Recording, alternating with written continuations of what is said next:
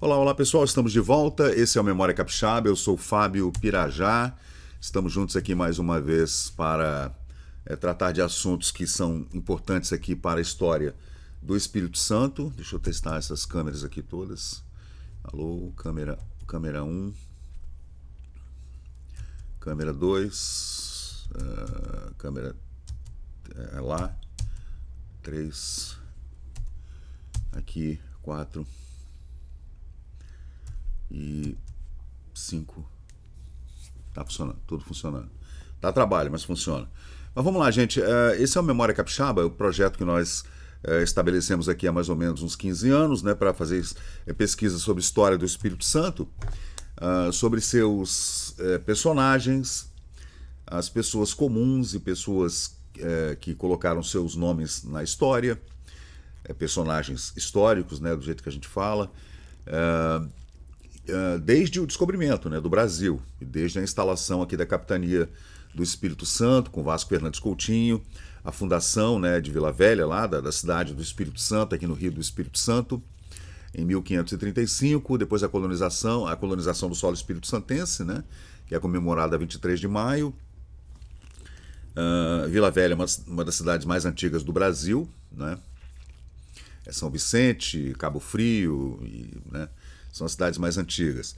E a gente, é Porto Seguro, claro, né, e a gente vai analisando toda essa história capixaba desde o século XVI, passando, né, pelas navegações, depois pelas invasões, pelo Tratado de Tordesilhas em 1494, né, que deu, né, naqueles tratados em que se estabeleciam territórios para esses homens que vinham nas suas naus da Europa para a conquista desses novos territórios e para descoberta talvez de prata ou de ouro, né? E a gente vem estudando isso já há bastante tempo, até com relação ao Eldorado, o famoso Eldorado, que talvez estivesse na Amazônia. A gente não sabe, né? Até hoje ninguém encontrou a tal cidade perdida de ouro, né, dos Incas, né, sei lá, ou dos Astecas ou dos Maias, se está pela América Central ou se está aqui na América do Sul. Até hoje ninguém encontrou, ou na Amazônia, né, no meio da floresta.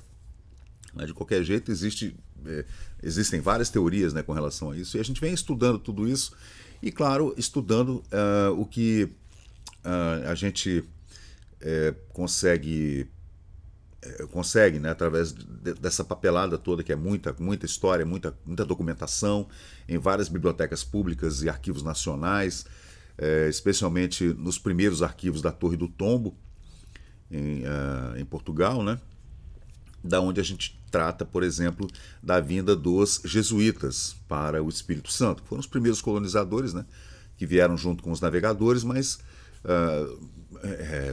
no mesmo período vieram esses homens, abnegados homens, né, corajosos também, que saíram lá da Europa, ou da Espanha, ou de Portugal, ou de outro país, da França, da Alemanha, Itália, e vieram para o Novo Mundo, no meio dessa floresta enorme, uma floresta cheia de doenças e animais selvagens, e também dos índios, né, desses homens que já estavam estabelecidos aqui há milhares de anos, e toda essa dificuldade, né, de você sobreviver num lugar desse.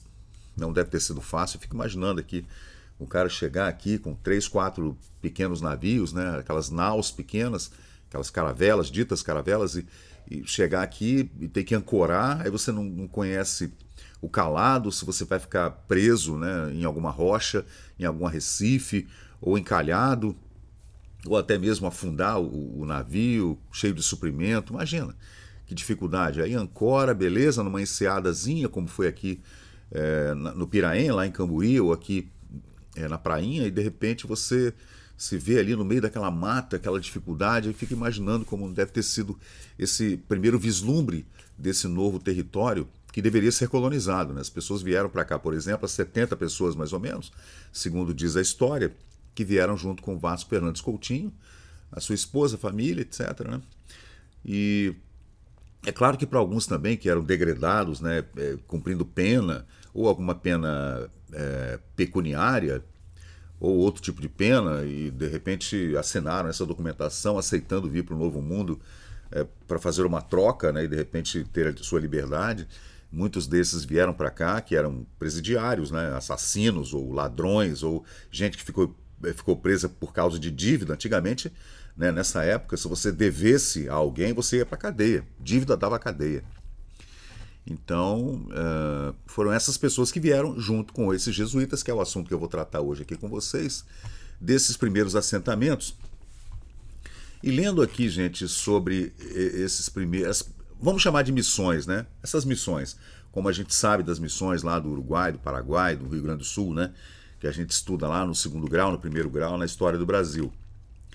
E as fontes que a gente relacionou aqui, a gente vê uma matéria do jornal A Gazeta, de 1999,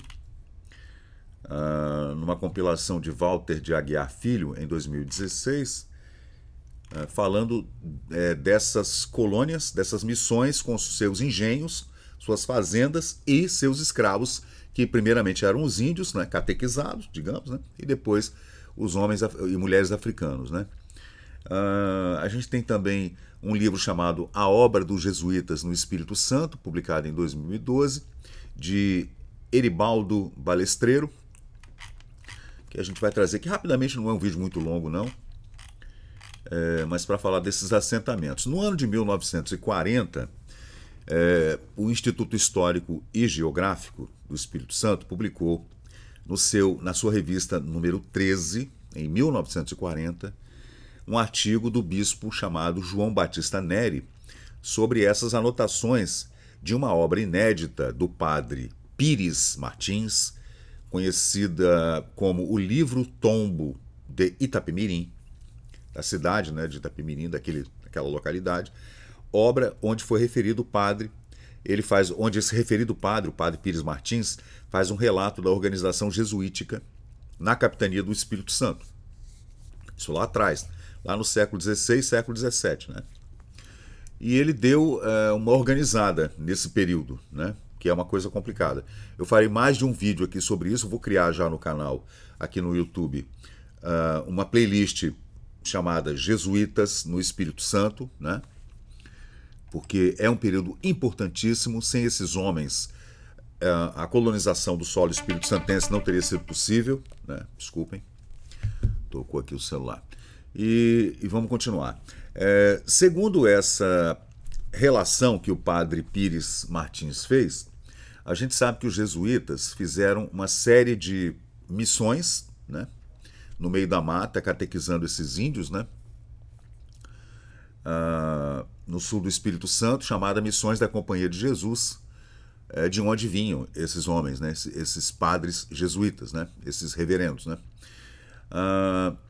E se assemelha muito essa organização, essa empresa, digamos assim, com as missões no sul do Brasil, né. Serafim Leite, que é um outro escritor, privilegiou a estrutura econômica dessas missões. E o padre Pires Martins estruturou essa pesquisa nas fazendas dos jesuítas, que são as fazendas de Muribeca, Araçatiba, Itapoca e Carapina. Essas 4 fazendas, né? A gente tem fotos delas e tudo aqui, deixa eu colocar aqui para vocês. Essa, gente, é Araçatiba, em Viana, né? Então vamos continuar aqui. O padre Pires Martins, no sul da capitania do Espírito Santo, lá pelo rio Itapemirim, lá pelo Benevente, lá para baixo, Rio Piúma, lá até no Itabapuana, as missões estavam sempre organizadas no entorno de uma igreja. Sempre foi assim, tanto na América Espanhola quanto na América Portuguesa, né? Tudo era feito a partir de uma igreja, como a gente vê aqui nos Reis Magos, por exemplo, em Nova Almeida, né? Toda aquela missão daquela região de Nova Almeida foi construída em torno da Igreja dos Reis Magos, que é uma das igrejas mais antigas do Brasil, né? Linda igreja, né? Naquele promontório lá, maravilhoso, em Nova Almeida, onde você vê a Praia Grande, aquela enorme enseada, parece um golfo, né? Lindo lugar. Lá onde fica também o Ninho da Roxinha, esse famoso cerimonial, restaurante que a gente adora aí de vez em quando, né? E o padre Pires Martins organizou então dessa forma. E funcionava, era um assentamento realmente, né? Com esses religiosos vivendo na igreja, né? ou em uma extensão da igreja, onde havia uma casa com serventes e tudo, né? Empregados domésticos, né? Trabalhando ali e também fazendo todo as plantações, né? Que era a necessidade da subsistência, né? Era uma questão de assentamento mesmo, de colonização e sustento da própria pequena vila, digamos assim. E tudo saiu dali, né? Desses jesuítas. Foi uma empreitada incrível, né?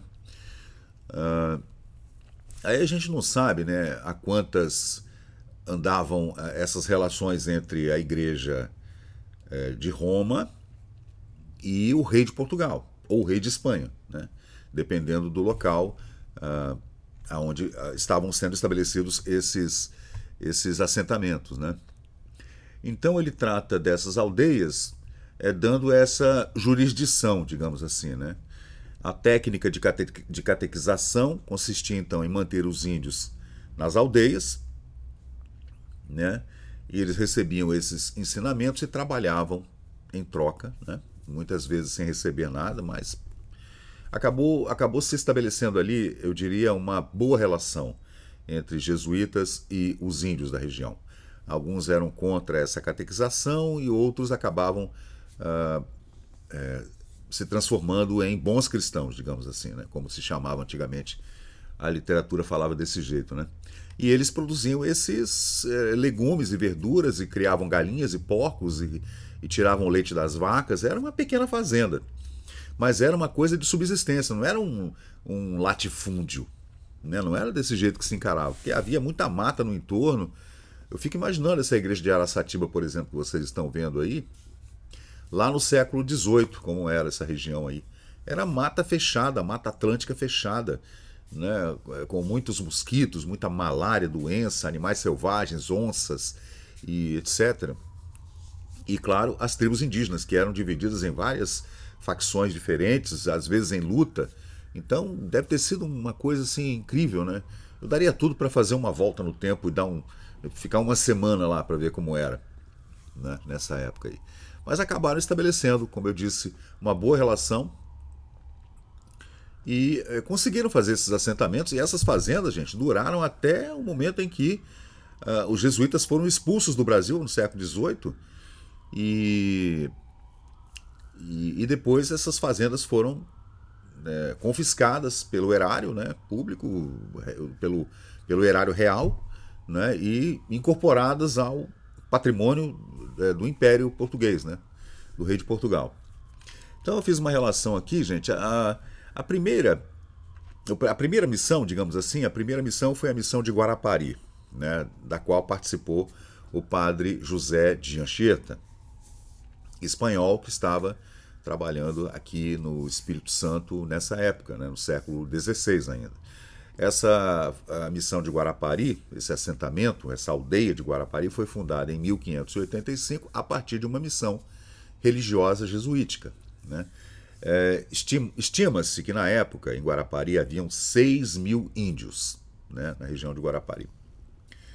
Então tinha a sede, né, que era em Guarapari mesmo, que a gente conhece, né, a aldeia do Campo, a aldeia do Una, do rio Una, UNA, a aldeia do Perocão, do rio Perocão, a aldeia de Meaípe, do rio Meaípe, e também a aldeia de Maimbá, que a gente chama hoje de Maimbá, mas é Maimbá. Logo depois, então, 1585. Em 1579, foi fundada a missão de Hiritiba. Hiritiba no Benevente, lá no Rio Benevente, em Anchieta, que a gente conhece como Anchieta hoje. 1579, né? Antes até de Guarapari. Com 7.000 índios nesse povoado, né? E as aldeias da sede de Herigitiba, com G mudo ali no meio. A aldeia de Cutinga ou Quatinga, a aldeia de Jabaquara, a aldeia de Araquara, a aldeia do Monte Urubu, a aldeia das Salinas, a aldeia de Obu, que depois virou Ubu, e a aldeia de Iriri. Isso em Anchieta, né, que a gente conhece hoje como Anchieta. Essa é a missão de Nova Almeida, tá, gente? Que essa é do século XVII, não é do século XVI. A gente está falando aqui do século XVI. Aí tem a missão de Orobó, em Piúma, né? Em 1580, com aproximadamente 5 mil índios, segundo estatísticas da época, né? Nas sedes de Orobó, Piúma, Iconha, Tapuama ou Itapuama, Itinga, Imbitiba, H, lá onde fica o Monte H, Taipaba ou Itaipava, aí existe uma diferença, né, que a gente consegue entender, né? Taipaba ou Itaipava, né? Itaoca ou Taoca e Piabinha. Eram todos nomes de indígenas, né? E nome de rios, riachos e montanhas, né? E locais que os índios davam esses nomes, né? Foram adotados, claro, porque já se usavam esses nomes desde tempos imemoriais, né? Depois vem a missão de Muribeca, né? Muribeca lá no Itapemirim, não é Muribeca aqui da Serra não, tá, pessoal? A Muribeca foi fundada em 1581, também no século XVI, né? Com 5 mil índios aproximadamente, com Muribeca como sede. Aí tem o Tapemirim ou Itapemirim, Marataízes, Calculucage, Siri, Camapuã ou Itabapuana. Essa região toda fazia parte da missão da Muribeca. Aí tem a missão de Monte Castelo, ou de Montes Castelos, né, fundada em 1625, já no século XVII, com mais ou menos 3 mil índios, né, na região. Essa missão jesuítica, né, de Montes de Castelo, que era a sede, Caxixa ou Caxixe, Ribeirão, Barra do Rio Castelo e Salgado. Isso na região de Castelo. Você vê que a gente veio no século XVI, você vê como é que é interessante. O século XVI ele é totalmente dominado pela colonização do litoral, né?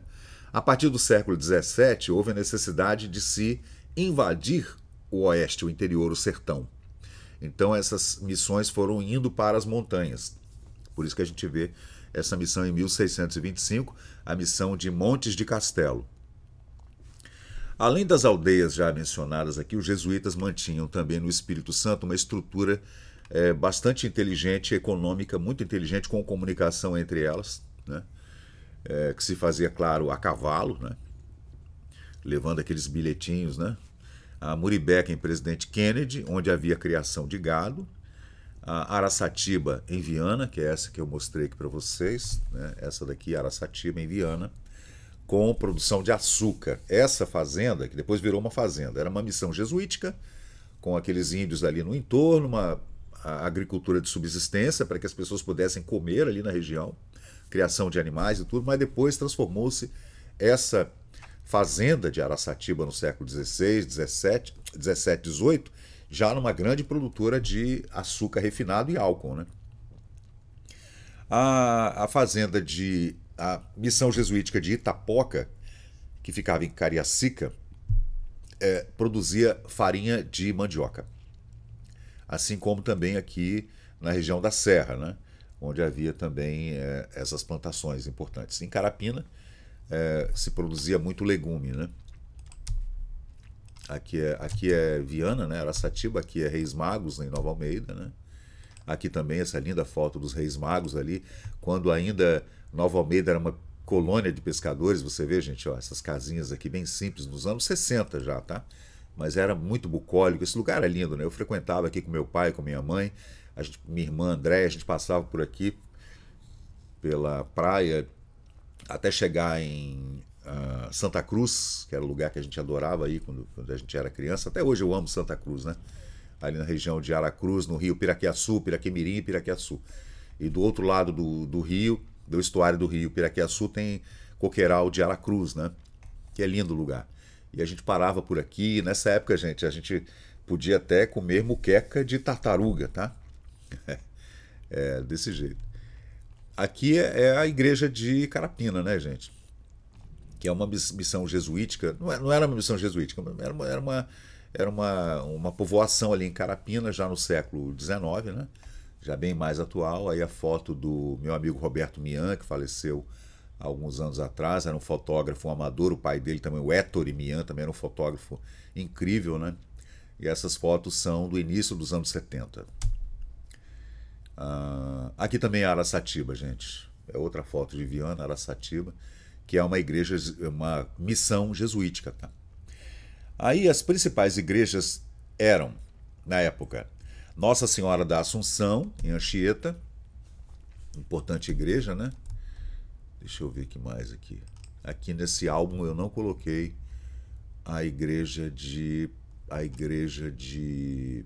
Anchieta, eu vou colocar. A igreja de Anchieta, que era na missão de Heritiba, como eu falei com vocês, que foi fundada em 1579 pelo Anchieta. Também tinha a igreja de Nossa Senhora da Conceição de Guarapari, também fundada por padre Anchieta, né? Em 1585, né? Guarapari é 1585. A Nossa Senhora da Ajuda é essa igreja que eu mostrei para vocês, em Araçatiba, Viana, é chamada Nossa Senhora da Ajuda. E a igreja de São Tiago, né, gente? Claro, a gente não pode deixar de falar de Vitória, né? A igreja de São Tiago, que não existe mais, hoje ela está incorporada ao prédio do Palácio Anchieta, que é o Palácio do Governo do Espírito Santo, uma pena. Era uma igreja de duas torres, linda igreja de 2 torres, né, que foi fundada por jesuítas, construída por jesuítas e índios, né, ainda no século XVI. Uma igreja muito antiga, que infelizmente não existe mais aqui na Cidade Alta, em Vitória. Deixa eu ver o que mais. As fazendas de Muribeca, Itapoca, Araçatiba e Carapina. A fundação do Colégio de São Tiago, que é o Colégio Jesuítico de São Tiago, aqui em Vitória, bem pertinho de mim aqui, na Cidade Alta, em Vitória, no Centro Velho, Centro Histórico de Vitória. E seu funcionamento trouxeram como consequência a organização, então, de 3 fazendas inacianas na Companhia de Jesus, Inácio de Loyola, na capitania do Espírito Santo, ainda no século XVI, né, gente? Alberto Lamego cita 3. O historiador Alberto Lamego cita Muribeca, Itapoca e Araçatiba, mas efetivamente foram 4, que inclui a de Carapina também. As ruínas dessas fazendas agora estão sendo estudadas e tal, né? Foram tombadas pelo patrimônio histórico federal, né? Patrimônio da União. E os jesuítas, gente, para sustentar o colégio de Vitória, colégio jesuítico aqui de Vitória, eles organizaram essas fazendas, então. A Muribeca, com destino à criação de gado e à plantação de legumes e verduras, lá no município de Itapemirim. Ela foi fundada pelo jesuíta Padre Almada, prosperou, chegando a possuir cerca de 2.000 cabeças de gado, e tinha uma igreja dedicada a Nossa Senhora das Neves. A igreja está lá até hoje, né? A gente consegue ir lá visitar a igreja de Nossa Senhora das Neves. Itapoca foi fundada no século XVIII, em Cariacica, situada entre Viana e Cariacica, que são municípios limítrofes aqui na região da Grande Vitória, né, à margem do rio Formate, em Viana, lá na sede do município de Viana, pela BR-262 seguindo, né, para quem sobe lá para as montanhas, indo até Belo Horizonte, da 262, destinada ao cultivo de legumes e contribuiu significativamente para a catequese no Colégio de São Tiago, aqui em Vitória, né? Deixa eu ver o que mais. Araçatiba, que foi fundada em 1716, com sua sede em Viana, era a maior fazenda da costa brasileira na época, né? Final do século XVII, início do século XVIII, dedicada à produção de açúcar e criação de gado. Em 1740, os jesuítas construíram então um canal ligando o rio Jucu até Vitória. A fazenda foi sequestrada em 1760, com todo o seu acervo, objetos e artes, etc. Nessa época, os jesuítas foram expulsos do Brasil. Carapina, a missão jesuítica de Carapina e a fazenda posterior, originada de uma doação do senhor Miguel Pinto Pimentel, que é da família, da serra da minha família, né? Foi destinada à policultura. Aí se criava tudo, legumes, verduras e tubérculos, né? Batatas e mandioca, etc. E também a criação de gado, galinhas, etc. Seus limites abrangiam então o Rio da Passagem, aqui na Ponte da Passagem, que era chamada assim, ali no Lameirão.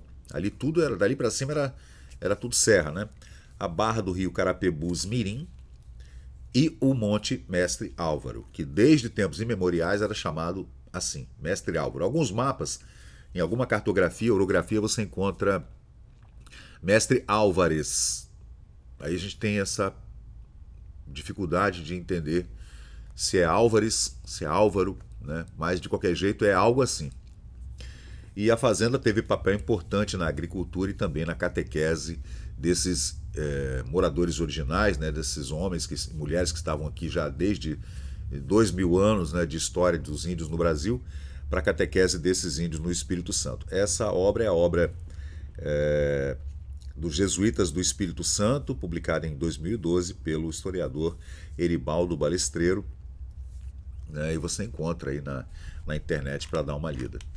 Então, gente, esse é um vídeo curto aqui que eu estou fazendo só para estabelecer esse primeiro vídeo para falar dessas missões capixabas, missões na capitania do Espírito Santo, e depois eu vou aprofundar para falar mais sobre isso. Aí eu vou estudar mais para entender os detalhes, meandros e detalhes dessa teia maravilhosa de missões jesuíticas de norte a sul do Espírito Santo, que faziam essa ligação intrincada, difícil, monetária, financeira, uma empresa com vários interesses, inclusive com a arrecadação de víveres e dinheiros que vinham para o Colégio de São Tiago aqui na capital, aqui na Ilha de Vitória, que era o local onde se concentrava, digamos, essa diocese, esse bispado. Então era daqui que saíam as ordens e tudo, então tudo era muito bem engendrado, não era uma coisa assim à moda, não. A coisa tinha uma organização, sempre teve, senão não prosperava, né? Se não fosse organizado, não prosperava. Eu encontrei aqui, gente, essa nota aqui da revista A Cruz, de 8 de julho de 1934, que eu vou ler aqui para vocês, dizendo o seguinte: o padre Serafim Leite, jesuíta português, ora em nosso país, acaba de identificar a autoria de um precioso manuscrito existente na biblioteca de um dos nossos acadêmicos, o senhor Félix Pacheco. Segundo a opinião, aliás, autorizadíssima, o ilustre jesuíta Serafim Leite, esse manuscrito, que consiste num esplêndido dicionário da língua tupi, teve como autor o jesuíta brasileiro Pero de Castilho, nascido em 1572, na Vila do Espírito Santo. Você vê, um jesuíta brasileiro que nasceu em Vila Velha aqui, gente, na prainha ali, em 1572, tipo 30 anos depois da colonização do solo do Espírito Santense. Olha que curioso. Depois eu vou estudar mais sobre esse homem, né? O padre Pero de Castilho. Considera-se que a obra, agora identificada, remonte ao ano de 1662. Aí tem um problema histórico que a gente tem que descobrir, se é de 1572 ou se é de 1622. Se ele nasceu em 1572 e o livro foi publicado só depois, quase 100 anos depois, né? A gente tem que ver. Chega-se à conclusão de que pertence a um padre brasileiro o primeiro trabalho do gênero, da língua tupi, né? Você vê que essa catequese ela estava diretamente ligada ao aprendizado dos catequistas, desses jesuítas, da língua natural, né? Então o cara obrigatoriamente tinha que aprender a falar aquela língua. E depois iria, claro, ensinar o latim, o português e o latim para esses homens e mulheres, esses índios, né? Mas foi complicado. Você vê, o padre Anchieta falava o tupi. Dele também há relatos de um dicionário feito pelo padre Anchieta da língua tupi-guarani, né? Deixa eu ver o que mais. E isso não só lisonjeia o nosso patriotismo, como enaltece o espírito de eficiente labor, trabalho, né, dos nossos sacerdotes, prontos sempre a darem tudo quanto podem, sempre se tratando da religião e da pátria. Você vê que a revista A Cruz, de 1934, ainda faz essa homenagem a esses homens corajosos que faziam de tudo pela religião cristã e também pela pátria brasileira, né? Isso, aliás, somente constitui segredo para os adeptos do extremismo anticlerical, que ora por aí se esboça, está falando dos anos 30 no Brasil, do século XX, né? E que muito de indústria fingem desconhecer o trabalho dioturno dos nossos padres em prol do engrandecimento e do progresso do Brasil. Realmente, a gente tem uma dívida histórica enorme com esses homens que vieram para cá no início da colonização da América do Sul, da América Central, mesmo levando em conta que eram portugueses e espanhóis primordialmente, mas vieram também holandeses, ingleses, franceses, né, que passaram por aqui e depois, é claro, uma geração depois já estavam miscigenados com índios, com negros, africanos e tudo, então virou essa miscelânea racial maravilhosa que nós temos hoje no Brasil, capitaneada pelo rei de Portugal e pelo rei de Espanha, e claro, pelos padres jesuítas, que se não fossem esses homens abnegados, né, muitos deles, claro, com a cabeça voltada para o financeiro, muitos deles, claro, estavam preocupados em ganhar dinheiro, em fazer fortuna. A igreja nessa época era uma outra igreja, apesar dos jesuítas serem bastante raiz, como se fala hoje, mas é claro que a grande parte deles eram homens abnegados mesmo, como o Anchieta, por exemplo, que vivia no meio do mato com os índios, numa cabana de pau a pique, morreu lá no meio da mata, pobre de maré de si. Mas é isso, gente. Então, a gente vai continuar esse estudo aqui sobre essas missões do Espírito Santo na capitania, desde o século XVI até o século XVIII, né? Foram 200 anos aproximadamente até a expulsão dos jesuítas do Brasil pelo rei de Portugal, e a gente vai continuar aqui no nosso canal Memória Capixaba para falar dessas missões, dessas colonizações incríveis, né? E de toda essa teia que envolveu a religião, a cultura local dos índios, a cultura exótica que chegou e foi assimilada, e a língua que se misturou, o tupi, o português, o espanhol, e criou-se a língua brasileira, e a gente vai tentar entender toda essa teia, essa malha maravilhosa que compõe o povo do Brasil, o povo do Espírito Santo.